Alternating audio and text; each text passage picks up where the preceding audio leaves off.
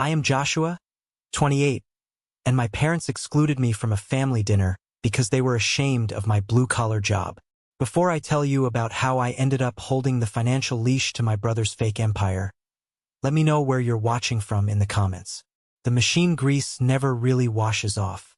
It gets deep under your fingernails, settles into the creases of your knuckles, and becomes a permanent part of your skin. It stains your clothes and your life. I was sitting on a cracked plastic crate behind the loading dock of the Riverton frozen foods plant, scrubbing my hands with a rough, industrial paper towel during my strictly timed 15-minute break. The air outside was biting cold, a typical Ohio chill that cuts right through a denim jacket, but the air inside smelled like a nauseating mix of ammonia, stale garlic powder, and freezing metallic exhaust. My shoulders throbbed with a dull, heavy ache from hauling 50-pound boxes of frozen inventory since 10 o'clock the night before. My steel-toed boots felt like they were filled with lead. My phone vibrated in my front pocket. It was not a quick, single buzz. It was a heavy, continuous vibration. Multiple notifications coming in all at once from the family group chat. I pulled the phone out of my pocket with a tired sigh, wiped a thick smudge of machine oil off the cracked glass screen with my wrist, and opened the messaging app. It was from my mother, Evelyn. She had sent a glossy digital invitation card. It had elaborate gold foil borders, an elegant cursive font, and looked like something you would send out for a high society wedding. Below the image was a long, carefully formatted paragraph that she had clearly spent time drafting. Family gala dinner tonight, celebrating our successful kids. Matthew, our brilliant entrepreneur, breaking records and taking the business world by storm. Chloe, our top-tier real estate agent, selling million-dollar homes. Elijah, our future lawyer, making us so proud on his journey to the bar exam. I am so incredibly proud of my accomplished children. Dinner is at 7 p.m. at the Oak Room. Successful kids only. We are dressing to impress. Can't wait to celebrate you all tonight. I stared at the glowing screen. The harsh fluorescent light from the loading dock flickered aggressively above my head, casting long, moving shadows across the concrete floor. I read the message again.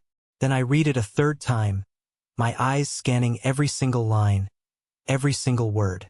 My name was not there. Not in the text, not at the bottom as a footnote, not even as an afterthought. Just 3 names. 3 golden children. Then the reactions started rolling in. Matthew sent a sunglasses emoji, followed by a picture of a very expensive vintage champagne bottle resting in a bucket of ice. Chloe replied with a string of red hearts and clapping hands. Elijah, the youngest, just sent a simple thumbs up. Nobody asked, "What about Joshua?" Nobody noticed the missing brother. Or worse, they did notice, and they simply did not care enough to say a single word. A hard, hot lump formed in the back of my throat. My jaw clenched so tight my teeth ground together, sending a sharp pain up to my temples. This was not a simple oversight. My mother did not just forget me. This was a public statement. My own mother had just drawn a massive, glaring line in the sand, and she placed me firmly on the outside of it. The words "successful kids" only burned into my mind like a brand. My mind instantly flashed back to the family barbecue just 1 week earlier. I had worked a brutal double shift because a coworker had a family emergency. I showed up to my parents' house 2 hours late, exhausted, still wearing my heavy steel-toed boots and a faded, grease-stained denim jacket. The sprawling backyard was full of my parents' friends from the local country club. Women in expensive summer dresses, men in polo shirts holding craft beers. I quietly grabbed a cheap paper plate, scooped some potato salad, and stood near the grill, hoping to blend into the background. Aunt Martha, a woman who thrived on gossip and judgment, walked up to my mother. I was standing right behind them, entirely invisible to them, as always. Martha took a sip of her Chardonnay, pointed a perfectly manicured finger at me, and asked with a voice dripping in condescension, "Evelyn, darling, what exactly is Joshua doing these days? Is he still working at that facility? The frozen food place?" My mother let out a high-pitched, incredibly nervous laugh. It was the laugh she used when she was trying to hide a mess. She swirled the expensive wine in her glass, refusing to look in my direction even though she knew I was right there. "Oh, Martha, Joshua is just taking some time to figure himself out. He is helping out at a local place for now. You know how young men are today, taking gap years, trying to find their footing in this complicated world." She could not even bring herself to say the word factory. She could not admit to her wealthy friends that her son was a manual laborer who clocked in and out with a punch card. Later that evening, when the sun went down and the wealthy guests finally started getting into their luxury cars and leaving, my mother pulled me violently into the kitchen. Her polite, socially acceptable smile dropped the very second the heavy oak door swung shut. "Why do you have to wear those filthy boots in my house?" she hissed, pointing a shaking finger at my feet. "Why can't you be more like your siblings, Joshua? Matthew just closed a huge logistics deal. Chloe just sold a massive lake house. This job of yours is a complete embarrassment. Look at your hands. You are embarrassing me in front of my friends." I swallowed the heavy humiliation that night. I looked down at my hands, rough and calloused, and said nothing. I told myself she was just stressed about hosting the party. I made excuses for her because she was my mother. But sitting on that plastic crate in the freezing loading dock, staring at the words, "Successful kids only," all of my pathetic excuses completely ran out. My thumb hovered heavily over the Leave Group button on the screen. I did not press it. Not yet. A cold, absolute realization washed over my entire body. I finally understood exactly what my family was, how they operated, and exactly what they thought of me. To truly understand how much that text message destroyed my soul, you have to understand exactly how I ended up working the graveyard shift in a frozen food plant in the first place. I was not a slacker. I was not the kid who partied too hard and dropped out. In high school, I had straight A's. I was the captain of the math team. I was accepted into an incredibly prestigious engineering program out of state. I even had a substantial college fund that my grandfather had set up for me right before his funeral. He looked at me on his deathbed and told me to build things that mattered. But when I was 18, just 2 months before I was supposed to leave for my freshman year of college, my father, Richard, made a series of completely catastrophic financial decisions. He gambled our entire family's financial security on a doomed, high-risk commercial real estate venture. The market crashed, his partners backed out, and suddenly, the bank was threatening to foreclose on our childhood home. The massive financial stress almost caused a bitter divorce between my parents. They fought viciously every single night, the screaming and the sound of shattering glass echoing through the thin drywall of our house. One terrible, rainy evening, my father sat me down at the kitchen table. He looked 20 years older. He was defeated, pale, and reeking of cheap whiskey and pure desperation. He cried. I had never seen my father cry before. He begged me to sign over my entire college fund to save the house and keep us off the streets. He promised me, looking me dead in the eyes, that he would pay me back every single penny. He swore to God it was just a temporary setback. I loved my family. I wanted to be the hero, the good son who saved the day. So, with a shaking hand, I signed the legal papers. My future vanished into the bank's accounts, and with it, my lifelong dream of getting an engineering degree. I needed to find work immediately to help keep the lights on and pay off the remaining balance of my father's bad loans to keep a ruthless corporate lawyer from dragging our entire family into a humiliating bankruptcy court. I scoured the town and took the absolute highest-paying job I could find that did not require a college degree. The grueling, backbreaking night shift at the Riverton frozen foods plant. While I was breaking my physical health lifting frozen pallets in sub-zero temperatures, my older brother Matthew was living a vastly different reality. My parents, miraculously finding new credit lines, took out a second mortgage to send him to an elite private business school. They justified it by saying Matthew was an investment. He was the handsome, charismatic, smooth-talking firstborn. He was supposed to be the financial savior of the family name.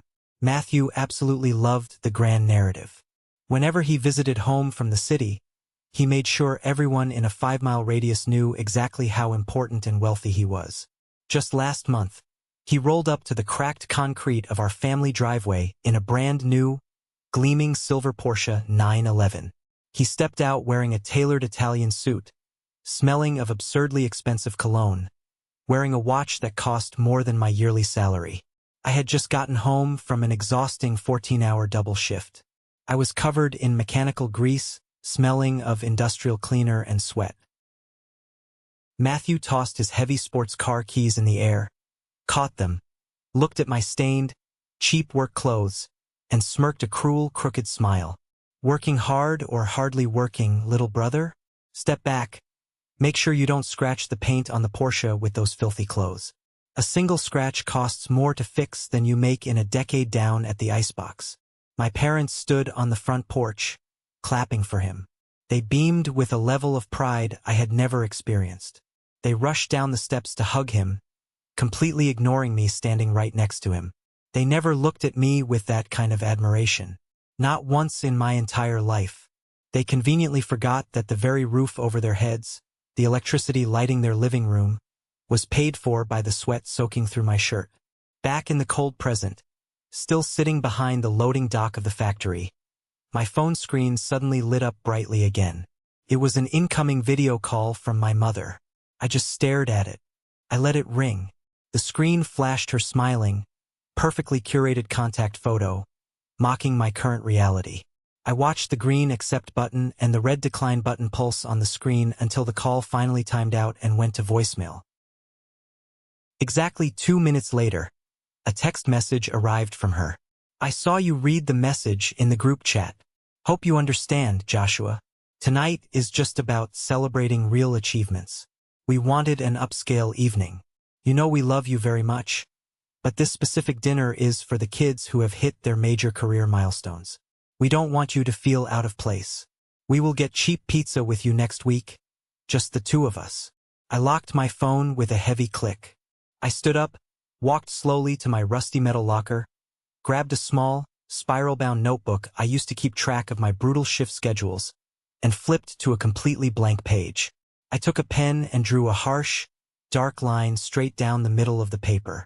On the left side, I wrote, "Stay connected." On the right side, I wrote, "Cut ties."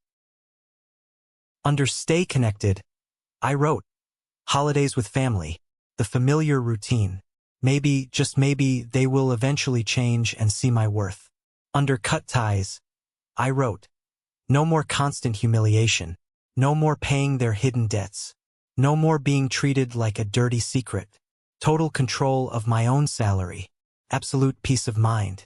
I stared at the handwritten list. The loud, blaring factory bell rang through the building, signaling the end of my break. I picked up a thick black permanent marker and circled the right column over and over again until the ink bled right through the paper. The very moment my grueling shift ended at 6 in the morning, I walked out to my beat-up, rusted sedan in the massive factory parking lot.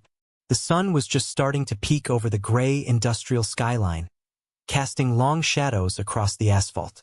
I sat in the driver's seat, the engine off, the cold air seeping through the windows. I opened my phone and went straight back into the family group chat. I took a high-resolution screenshot of the successful kids-only message, saving it in a hidden folder. Then, without a single second thought, without a shred of hesitation, I opened my mother's contact and hit block. I blocked my father. I blocked Matthew.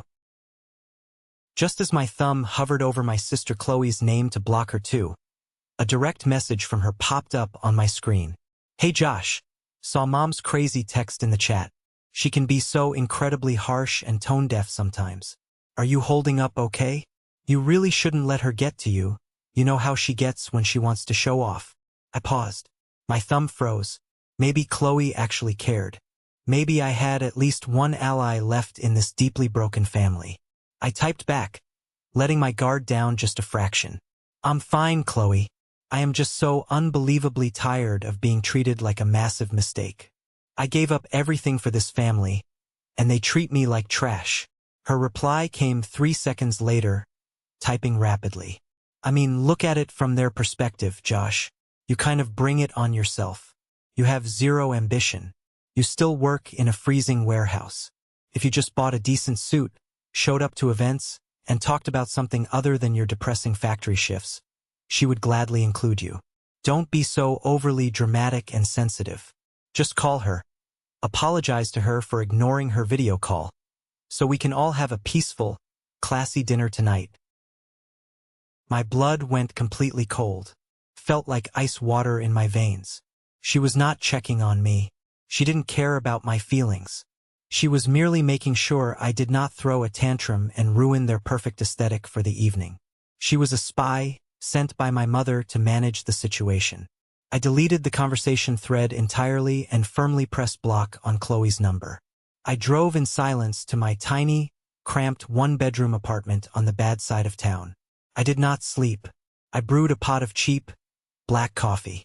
I opened my heavy laptop and searched for the Riverton Technical College. I had spent years paying off my parents' massive debts, neglecting my own life. It was finally time to invest in my own future. I applied for their intensive evening program in industrial engineering and advanced process management. I paid the hefty tuition deposit right then and there using the overtime money I had painstakingly saved over the last 6 months.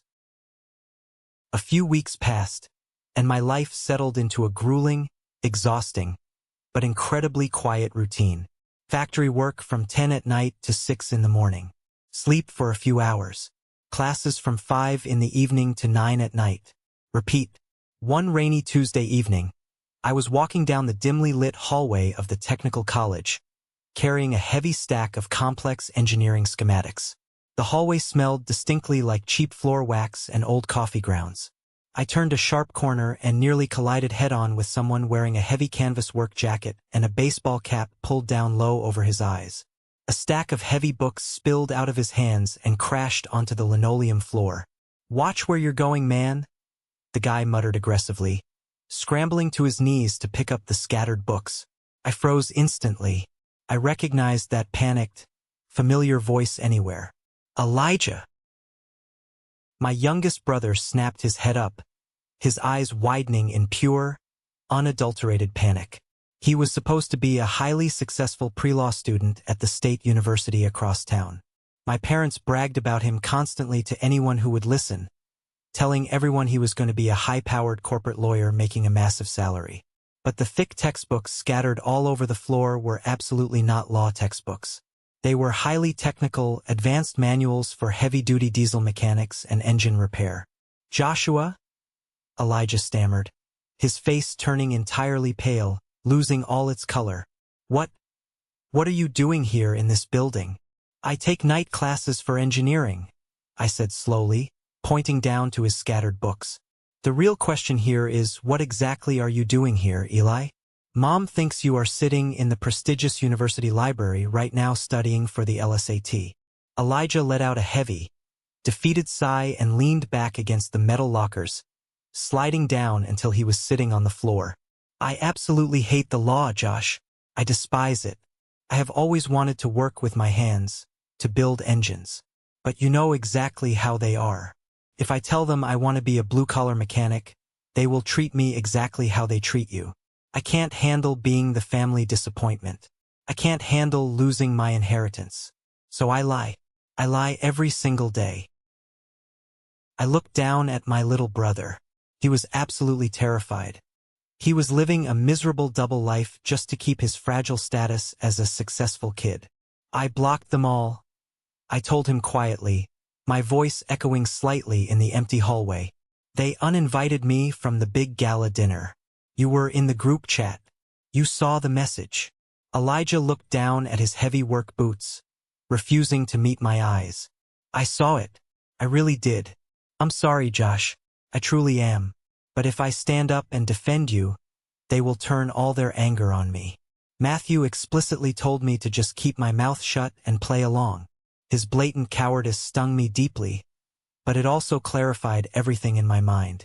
Elijah was not going to save me. He was too scared. Nobody in that family was ever going to save me. "Keep your head down then, Eli," I said, stepping over his books and walking away down the hall. "But remember this. A cage is still a cage, even if they paint the bars gold." Several long, exhausting months passed. The total silence from my family was deafening, a heavy absence that I felt every day, but it was also the most productive, peaceful time of my entire life. I poured every single ounce of my lingering anger, my resentment, and my boundless energy into my factory work and my evening engineering classes. At the frozen food plant, we were facing a massive, catastrophic logistical bottleneck. The outdated, aging conveyor systems were constantly failing, causing massive delays and resulting in tens of thousands of dollars in spoiled, thawed product every single week. I spent my entire weekend sitting at my small kitchen table, drinking cheap coffee, drafting a brilliant, highly efficient new process flow based on the advanced mechanics I was learning in my college courses. I confidently brought the detailed schematics to my direct shift manager, a man named Wyatt. Wyatt was a notoriously lazy, corner-cutting, arrogant manager who absolutely hated anyone on the floor working harder or smarter than him. He took my carefully drawn blueprints, skimmed them for barely 5 seconds, and tossed them carelessly onto his messy desk. "This is absolute garbage, Joshua. Stick to lifting the heavy boxes. Leave the big thinking and the logistics to actual management. Now get back to the floor before I dock your pay." 2 days later, the regional CEO of the entire corporation, a man named Julian, visited the plant for a massive surprise inspection. Julian was a sharp, brilliant, no-nonsense businessman who had built the massive logistics company from the ground up. I was quietly wiping down a freezing machine on the line when I saw Julian walking the factory floor, accompanied by a very nervous, sweating Wyatt. Wyatt quickly unrolled a very familiar set of large blueprints onto a stainless steel prep table. "Mr. Julian, sir, I have spent the last month developing a revolutionary new process flow that will cut our waste overhead by at least 40%. Wyatt said proudly, pointing directly at my drawings. My blood instantly boiled. I dropped my grease rag onto the floor and marched aggressively over to the table. Luke, an older, grizzled mechanic and my absolute closest friend at the plant, grabbed my arm hard. "Easy, Josh. Step back. You will get fired on the spot." I aggressively pulled my arm away from his grip. "I really don't care anymore, Luke." I walked straight up to the CEO, ignoring Wyatt's panicked expression. "Excuse me, Mr. Julian. I need to correct something. Those are my personal blueprints. I drafted them on my own time. Wyatt rejected them entirely just 2 days ago and told me to get back to lifting boxes." Wyatt's face turned a violent shade of red. He stepped between us. "Mr. Julian, this guy is just a lowly line worker. He's totally delusional. He doesn't know what he's talking about." Julian looked at Wyatt, then looked closely at me, and finally down at the highly complex blueprints. "Prove it," Julian said, his voice calm but authoritative. I didn't hesitate for a microsecond. I pointed out the exact stress metrics on the conveyor belts, quoted the precise load-bearing capacities of the steel rollers, and explained the fundamental mathematical flaw in the current ammonia cooling cycle. I spoke confidently and flawlessly for 5 straight minutes, detailing exactly how my new system would optimize the entire workflow. When I finally finished my presentation, Wyatt was sweating profusely, unable to say a single word. Julian slowly rolled up the large blueprints and tucked them under his arm. He turned to the manager. "Wyatt, go pack up your desk immediately. You are fired for intellectual theft." Julian then turned his sharp gaze back to me. "Joshua, go wash your hands and come directly up to my corner office. We need to talk about a major promotion and a massive change in your salary." That afternoon, I walked out of the freezing factory floor not as a grease-stained line worker, but as the newly appointed plant operations director. The unprecedented promotion came with a salary I had previously only dreamed of, a number that eclipsed anything my parents made. I had real, undeniable authority. I had a massive corner office with a window. That night, I sat alone in my small apartment, drinking a cheap beer to celebrate the biggest victory of my life. I opened my laptop. My mind violently drifted back to my mother's cruel text message. I couldn't shake the memory. I opened a popular free blogging site and started typing furiously. I didn't use any real names, and I changed the locations, but I poured every single raw, bleeding emotion into a long post titled, Successful kids only. When your family invites everyone but you. I wrote extensively about the brutal reality of factory work, the fake pride of wealthy families, the crushing, suffocating weight of being the forgotten, exploited child, and the profound freedom of finally walking away. I hit publish and went to sleep, exhausted. I didn't expect anyone to read it. I thought it would just vanish into the void of the internet. But the internet is a strange, powerful place. By the end of the week, the emotional post had over 2 million views. People were sharing it everywhere. Thousands upon thousands of comments poured in from people who had experienced the exact same toxic family abuse. It resonated deeply. I thought my identity would remain completely anonymous. But I completely forgot about my Aunt Martha. Martha was a deeply bored, viciously manipulative woman who lived exclusively for community drama. She read the viral article and instantly recognized the highly specific details in the story: the country club barbecue, the steel-toed boots, the gala dinner text. She took screenshots of the entire viral blog and posted them directly into the massive local church community Facebook group, deliberately tagging my mother's profile. "Evelyn," Martha wrote publicly for hundreds of people to see, "is this viral article about your son Joshua? How utterly heartbreaking and shameful. The storm I had inadvertently created had officially made landfall. The social fallout was absolutely immediate and incredibly brutal.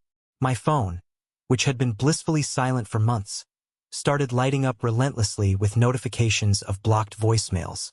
I finally decided to check my hidden voicemail inbox and listen to the very first message. It was from my father. His voice shook with absolute, unhinged rage.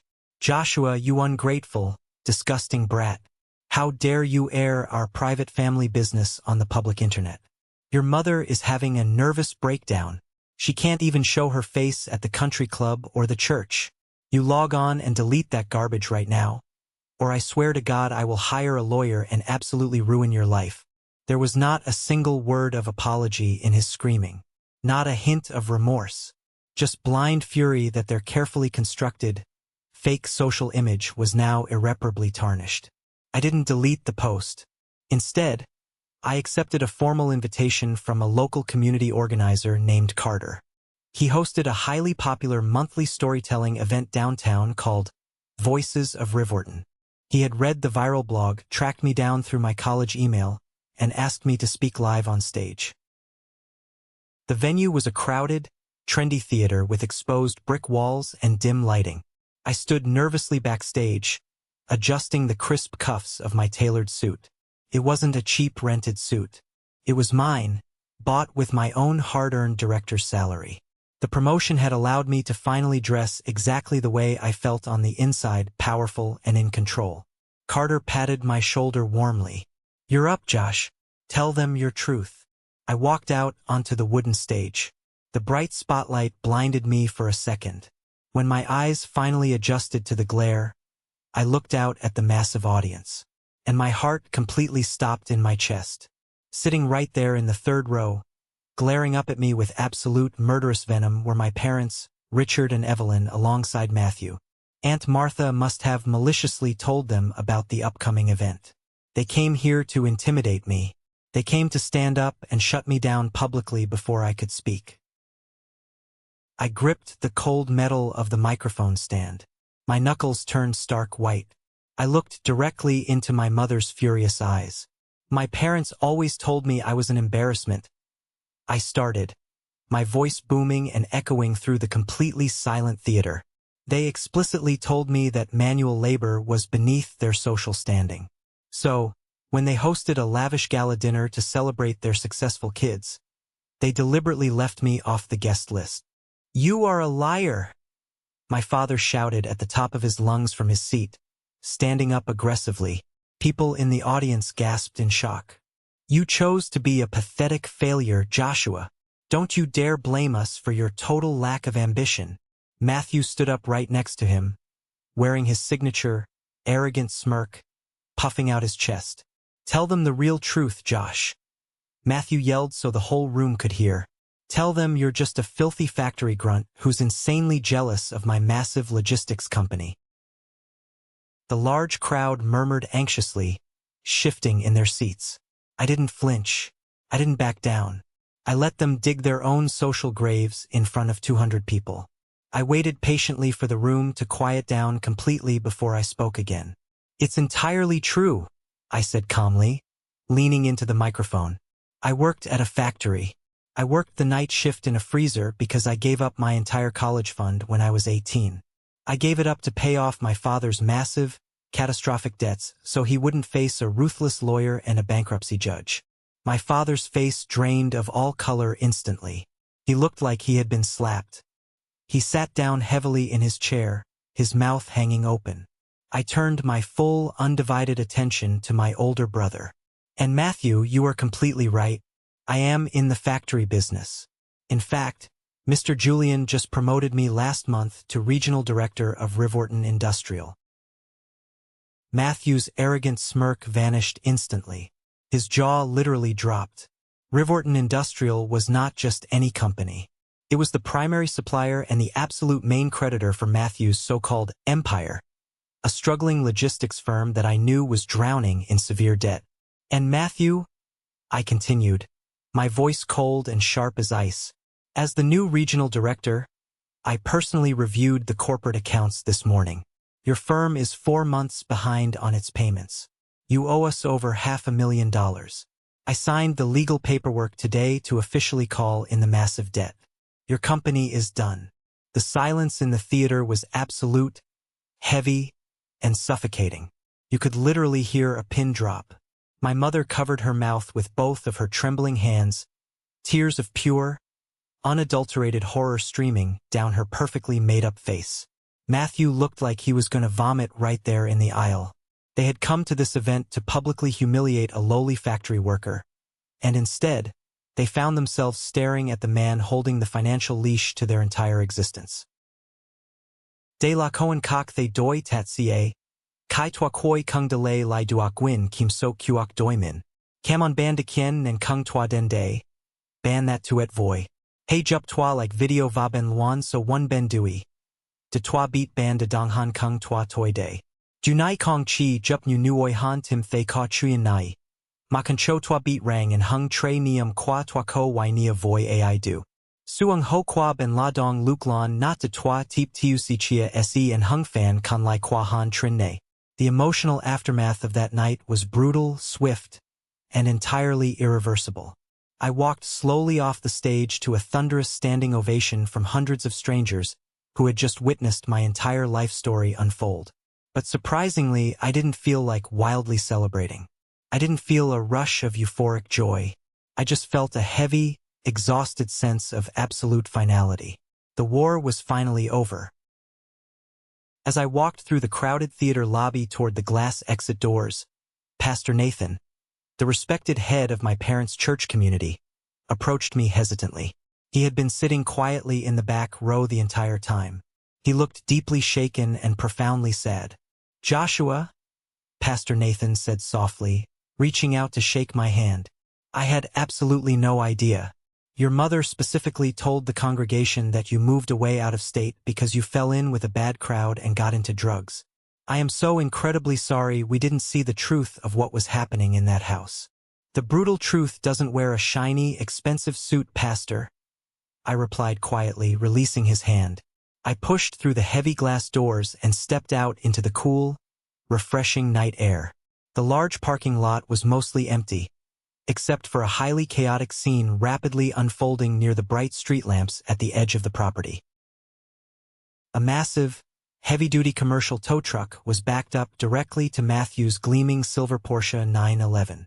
The burly tow truck driver was aggressively hooking heavy steel chains to the front axle of the sports car. Matthew was frantically waving his arms in the air, screaming hysterically at the driver. My parents stood completely frozen on the sidewalk, looking entirely lost and utterly defeated. You can't take this car. Do you know who I am? I need to call my corporate lawyer, Matthew yelled, his voice cracking violently with sheer panic. The tow truck driver, a massive guy wearing a neon high-vis vest, just casually chewed his gum, completely unbothered, and handed Matthew a bright yellow clipboard. Read the legal paperwork, buddy. You missed 3 consecutive lease payments to the luxury rental agency. The car isn't yours. It never was. Sign right here on the dotted line, or I call the local cops and report it stolen. A rental. The ultimate symbol of the golden child's massive success. The very car he used to cruelly mock my greasy boots and my factory job was absolutely nothing but a rented, hollow prop. He didn't even own it. He was drowning in massive corporate debt, desperately faking a rich, lavish lifestyle while my parents foolishly funded his grandiose delusions by secretly taking out more loans. My father suddenly saw me watching the pathetic scene from the top of the theater steps. He took a desperate step toward me, raising his shaking hand in a pleading gesture. "Joshua, please wait. Please, son. We need to talk about this massive corporate debt call. You can't just destroy your own brother's logistics company. We will lose everything we have left." I stood tall on the steps and looked down at the man who had selfishly stolen my bright future and my college fund just to save his own skin. I looked over at the arrogant brother who had treated me like dirt on his shoe for a decade. I looked at the mother who erased my very existence from her life simply because I wasn't shiny enough to show off to her shallow country club friends. "I'm not destroying anything, Richard," I said, my voice incredibly steady, completely devoid of any anger or pity. "I'm just doing my job as a director. Successful kids only, right? That's what you all wanted." I turned my back on them forever, walked calmly over to my reliable, beat-up sedan, got in, and drove away into the night. In the glowing rearview mirror, I watched the massive tow truck pull the silver Porsche out into the busy street, dragging Matthew's fake empire and my family's toxic lies away with it.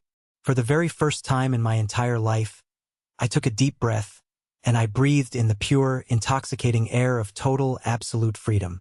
The days immediately following that night at the theater felt incredibly strange. For my entire adult life, I had operated under a crushing weight of obligation and guilt. I always thought about my parents' approval. I always worried about my father's debts. I always measured my worth against Matthew's fake success. But when I woke up the morning after the storytelling event, my apartment was completely silent, and for the very first time, the silence did not feel lonely. It felt like absolute peace. I threw myself entirely into my new role as the regional director of Rivorton Industrial. My new salary was substantial, enough that I completely paid off the loan on my beat-up sedan in a single afternoon and started looking at real estate. I traded the freezing, ammonia-scented air of the factory floor for a quiet corner office with a large mahogany desk. But I never forgot where I came from. I made it a strict point to walk the production lines every single day. I knew the names of the mechanics. I knew who was struggling with the night shifts. I knew exactly how it felt to be invisible, and I refused to let anyone in my facility feel that way. That was how I met Dylan. Dylan was 19 years old, working the brutal overnight logistics shift. He was a skinny kid with dark circles under his eyes, and he always wore a faded canvas jacket that was 2 sizes too big. I noticed him because he stayed an hour after his shift ended every morning just to study the repair manuals for the old conveyor belts. He reminded me exactly of myself a decade earlier. One morning, I walked down to the loading dock and handed Dylan a hot cup of coffee. He jumped, surprised to see the regional director standing there. I asked him why he was reading the advanced manuals instead of going home to sleep. He looked down at his boots and told me the truth. His mother was sick. He had dropped out of community college to pay her medical bills. He was trying to figure out how to get a promotion to the maintenance team because the hourly wage was slightly higher. I did not give him empty sympathy. I gave him a clear path. I told Dylan to come to my office at noon. I personally enrolled him in the corporate apprenticeship program, the same technical track I had used to climb out of the trenches. I made him my direct mentee. Over the next 3 years, I watched Dylan transform. He moved from the loading dock to lead floor mechanic. He bought his own car. He paid off his mother's hospital debts. Watching him succeed was the most rewarding experience of my professional career. I was building a life based on mutual respect, hard work, and genuine support. Meanwhile, 3 years slipped by without a single word from my blood relatives. The time jump felt like a blur of positive momentum. I bought a beautiful, 3-bedroom house with a large backyard and a massive oak tree. I hosted weekend barbecues for my coworkers, the people who had actually stood by me. But the past always has a funny way of knocking on your door when you least expect it. It happened on a rainy Thursday evening in late October. I was sitting at my kitchen table, reviewing quarterly budget reports, when my phone rang. It was an unknown number. I normally let those go to voicemail, but something made me answer. Josh. The voice was thin, raspy, and completely exhausted. Took me a full 5 seconds to recognize it. It was my youngest brother, Elijah. Elijah. It has been a long time, I said evenly. I did not sound angry. I just sounded indifferent. I know. I'm sorry to call out of the blue. I got your new number from a guy at the Riverton Union office. Josh, I need to see you. Just for 20 minutes. Please. It is about Mom and Dad. I looked around my quiet, peaceful kitchen. I had fought incredibly hard for this sanctuary. I did not want to let the chaos back in. But Elijah sounded absolutely desperate. I will meet you at the diner on 4th Street in 30 minutes, I told him. Do not bring anyone else. When I walked into the neon-lit diner, I almost did not recognize my brother. Elijah was supposed to be the golden child destined for a high-powered law firm. Instead, he looked completely broken. His clothes were wrinkled, his hair was unkempt, and his hands were shaking as he held his coffee mug. I slid into the booth across from him. What happened, Eli? I asked, skipping the small talk. Elijah took a deep breath. Everything collapsed, Josh. After that night at the theater, when you pulled the corporate credit line from Matthew's logistics company, the dominoes fell fast. Matthew didn't just owe your company money. He owed everyone. He was totally over-leveraged. When word got out that Riverton Industrial dropped him, his other investors panicked. The banks froze his accounts. I listened without showing a shred of emotion. That is standard business consequence. He signed the contracts. It's worse than that, Elijah continued, his voice cracking. Mom and Dad didn't just co-sign for his cars. They took out a 3rd mortgage on the family house to cover his fraudulent operating costs. They completely drained their retirement accounts. Matthew filed for total bankruptcy and moved out of state to avoid the creditors. He just ran away and left them holding the bag. I stared at him.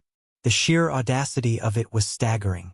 So, the brilliant entrepreneur took the money and ran. What does this have to do with me? Elijah looked terrified to say the next words. Dad had a mild heart attack 6 months ago. The stress from the debt collectors broke him. Mom has been taking care of him, but she is heavily medicated for anxiety. The bank hired a ruthless corporate lawyer to serve them with final foreclosure papers last week. They have absolutely zero inheritance left. No savings. They are going to lose the house by Christmas, Josh. They are going to be on the street. I leaned back in the vinyl booth. I remembered the night I sat in my father's kitchen, 18 years old, signing away my entire college fund to save that exact same house. I remembered the promise he made to pay me back. A promise he broke without a second thought. I am genuinely sorry to hear about Dad's health, I said firmly. But I do not see how this involves me. I am not part of that family anymore. Mom made that crystal clear in her text message. Elijah reached into his worn canvas jacket and pulled out a battered, rectangular cardboard box. He pushed it across the sticky diner table toward me. Mom asked me to give this to you. She knows how successful you are now. She knows about your promotion, your house, your salary. She says that family has to stick together in times of crisis. She expects you to step up and pay the legal fees to stop the foreclosure. She said it is your filial duty. I looked at the cardboard box. I did not touch it. She expects me to step up? Did she use those exact words? Elijah nodded miserably. Yes, she said you owe it to them for raising you. She said the divorce rumors are flying around their church community, and she can't handle the public humiliation of losing the house. She needs your money, Josh. I felt a dark, familiar twist in my gut. It was the old conditioning, the deeply ingrained, toxic guilt that told me I had to set myself on fire to keep my parents warm. But the man sitting in that diner booth was not the terrified teenager who signed away his future. I was a director. I was a man who knew his own worth. "Take the box back, Eli," I said coldly. "Please, Josh, just open it. Read her letter. If I don't report back that you read it, she will scream at me for days." I looked at my younger brother's terrified eyes. He was still trapped in the cage. I reached out, pulled the box toward me, and lifted the lid. Inside, resting on top of some wrinkled tissue paper, was my old, worn-out leather baseball glove from Little League. Next to it was a faded, framed photograph of me and my mother from when I was 7 years old, standing on the front porch of the house they were about to lose. And right in the center was a thick envelope with my name written in her perfectly practiced cursive handwriting. I opened the envelope and pulled out the 3-page letter. I read the entire thing in silence. It was a masterclass in emotional manipulation. Evelyn did not write a single word of genuine apology. She did not say she was sorry for hiding my existence from her friends. She did not apologize for treating me like a peasant while I paid her bills. Instead, she rewrote history. "My dearest Joshua," the letter began, "I know we have had our minor misunderstandings in the past. You were always so sensitive and quick to anger. But a mother's love is unconditional. Your father and I are facing our darkest hour. Matthew made some naive business mistakes, but he meant well.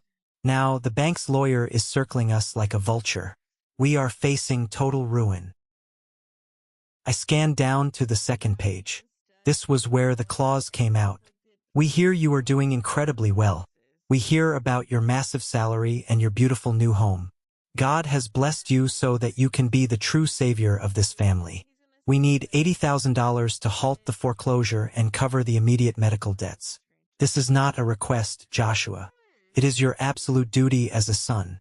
After everything we sacrificed to put food on your table when you were a child, the very least you can do is protect your parents in their old age. Family is everything. Do the right thing and call the bank tomorrow morning. Love, Mom." I read the final paragraph twice. I stared at the words until the ink blurred. She was not asking for forgiveness. She was demanding my money. She still viewed me as nothing more than a convenient ATM, a disposable resource to be drained whenever the golden child failed them. The sheer entitlement was absolutely breathtaking. I carefully folded the letter back along its original creases and slid it precisely into the envelope. I placed the envelope back into the cardboard box, right on top of the old baseball glove. I placed the lid securely back on the box. I looked up at Elijah. He was staring at me, holding his breath, waiting for the classic Joshua reaction. He was waiting for me to pull out my checkbook, shoulder the massive burden, and save the day at the absolute expense of my own peace. "Are you going to do it?" Elijah asked, his voice trembling. "Are you going to pay the lawyer?" I rested my forearms on the table and looked my brother dead in the eye. "No, Eli. I am not giving them a single dime. I am not paying the bank. I am not paying the medical bills. I am not saving the house." Elijah's eyes widened in genuine shock. "But they will lose everything. They will be homeless. How can you just sit there and let that happen? They are your parents. They made their choices," I said, my voice completely steady and brutally calm. "They chose to invest everything they had, and everything I had, into Matthew's illusions. They chose to fund his fake lifestyle. They chose to humiliate me. They chose to exclude me from their perfect family narrative because my boots were dirty. They drew a hard line, Eli. I am simply respecting the boundary they created. She is going to go crazy, Josh. She is going to say you abandoned them. She can say whatever she wants to her country club friends. It does not change the truth. They did not love me when I was poor and struggling. They only remembered I existed when my bank account got large enough to solve their catastrophic mistakes. That is not love. That is extortion." I stood up from the diner booth and threw a $20 bill on the table to cover the coffees. I picked up the cardboard box and handed it back to Elijah. He took it reluctantly, looking at it like it was a live bomb. "What do you want me to tell her?" Elijah asked quietly. I want you to send her a text message right now, I instructed. Type exactly what I say, word for word. Elijah pulled out his phone and opened the family group chat, the same chat I had been excluded from years ago. His thumbs hovered over the keyboard. Tell her this, I said, dictating clearly. Joshua read the letter. He hopes you take care of your health and find the necessary support through your community. He is not able to step back into the role of financial savior. He wishes you absolute peace, but he will not be contacting you again. Elijah typed the words. His hands shook, but he hit send. I watched the message deliver. There was no going back now. The final bridge was completely burned to ash, and I was the one holding the match. You need to get out too, Eli. I told him gently before I walked away. Stop living a lie. Go fix engines. Be happy, because if you stay in their web, they will drain you until there is nothing left. Good luck, brother. I walked out of the diner and stepped into the cool, refreshing autumn rain. I got into my truck and drove back to my house. The driveway was full of cars. When I opened the front door, the incredible smell of slow-roasted barbecue and fresh garlic bread hit me immediately. The house was alive with loud laughter and music. In the kitchen, Luke, my old factory mentor, was standing at the stove, arguing playfully with Dylan about the correct way to sear a steak. Carter, the community organizer who had given me the stage to tell my story, was setting the large dining room table. Several other friends from the plant and the engineering college were sitting in the living room, sharing stories and drinking cold beers. Dylan looked up when I walked in. Hey boss, you're late. We almost started without you. Grab a plate, the food is finally ready. I took off my wet jacket and hung it by the door. I looked around the warm, brightly lit room at the people who had shown up for me when I had absolutely nothing. These people did not care about my job title. They did not care about my salary. They cared about my character. They respected my work ethic. They were the people who stood by me in the freezing trenches of the factory floor. I walked into the kitchen, grabbed a plate, and stood shoulder to shoulder with Luke and Dylan. We laughed, we ate, and we celebrated nothing in particular other than the simple fact that we were together. I finally understood the profound difference between blood and family. Blood is simply a biological accident. It is a genetic lottery. But family? Family is a conscious choice. Family is the group of people who invite you to the dinner table regardless of what kind of shoes you are wearing. Family is the people who never make you feel like you have to earn your seat. I had lost my blood relatives, but standing in that kitchen, surrounded by genuine warmth and unconditional respect, I knew with absolute certainty that I had found my true family. I never heard from my parents again. I heard through the grapevine that the bank finally foreclosed on the house. They moved into a small, rented apartment on the edge of town. Matthew never came back to help them. Elijah eventually found the courage to drop out of pre-law, move to a different state, and open his own diesel repair shop. I am genuinely proud of him for escaping. As for me, I continue to build my life. I continue to promote the hard workers, the overlooked, and the exhausted. I built a life that I am fiercely proud of, and I built it with my own two hands. Before we end this video, I want to pause here and speak directly to you. If there is one crucial lesson you take away from my story, let it be this: financial abuse disguised as parental love is still abuse. We are deeply conditioned by society to believe that we owe our parents our entire existence simply because they raised us. But respect, love, and loyalty must be a two-way street. You do not owe anyone your future, your mental health, or your hard-earned security, especially not to people who only value you for what they can extract from your wallet. Setting a firm boundary with toxic family members is not an act of cruelty. It is an act of profound self-preservation. It takes immense courage to walk away from the people who are supposed to protect you. But sometimes walking away is the only way you will ever learn how to truly breathe. You are allowed to protect your peace. You are allowed to redefine what family means to you. If my story resonated with you today, or if you agree that protecting your own peace is more important than toxic family loyalty, please leave the word good in the comments below, or tell me which part of the story hit home for you the most. Your interaction helps this channel grow, and it helps these stories reach the people who desperately need to hear them. Thank you for listening, and remember to always know your worth.